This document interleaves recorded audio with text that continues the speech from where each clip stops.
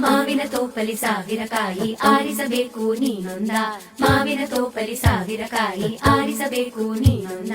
ಹುಳಿಯಿದ್ದರೆ ಉಪ್ಪಿನಕಾಯಿ, ಸಿಹಿಯಾಗಿದ್ದರೆ ಸೀಕರಣೆ, ಹುರಿದಿಟ್ಟ ಮೆಣಸಿನಕಾಯಿ, ಸಿಡಿ ಸಿಡಿ ಎಂದರೆ ಒಗ್ಗರಣೆ.